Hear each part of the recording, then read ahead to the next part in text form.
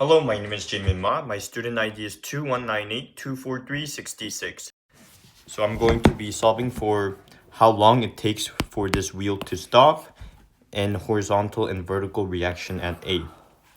So first, given a radius of gyration and mass value, we can isolate for a inertia and then solve for inertia, which is 0.5625. Second, we acknowledge that in this bike, because the wheel is not moving upward or downward, normal force and then gravitational force has to be equal to each other. So solving for a gravitational force, we get normal force of 245 newtons. Next, we can use this value to solve for a torque value, which torque is equal to radius times force.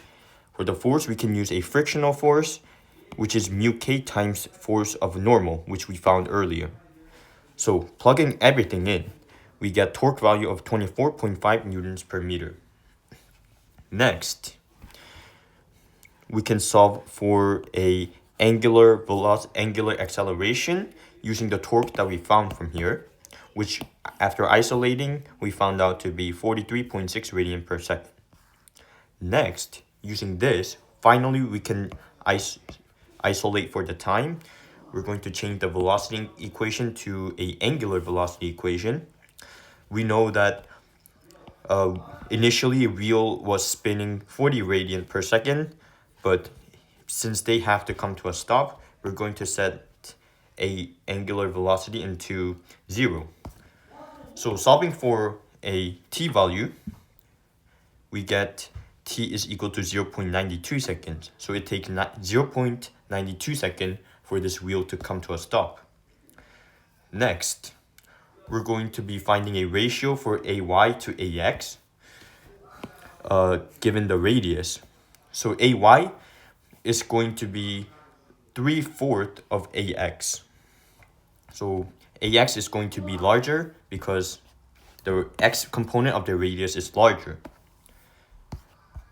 So in this equation, we acknowledge that upward, the normal force and then y component of the radius is going to push it upward, to push the system upward, whereas only a gravitational force is going to bring the bike downward.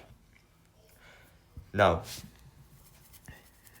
setting up the equation as like this, we can solve for a normal force of this after a interference of this force, not just the bike force, like a wheel force, and then we get the normal value of this as 178 newtons. Using this, we can finally solve for an ax, which is basically a frictional force, and we get the value of 89 newtons.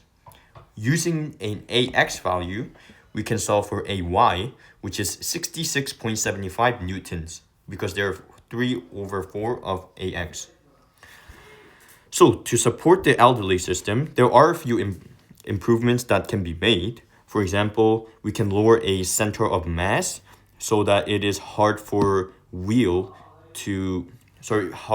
wheelchair to fall over. Lowering a center of mass is going to help.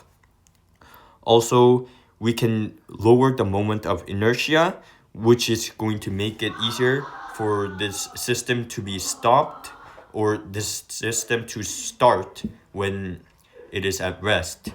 We can either decrease the radius of gyration, we can either decrease the weight of the system. Also, increasing the wheel radius is going to require a less pushing. Thank you for listening. That is it from me.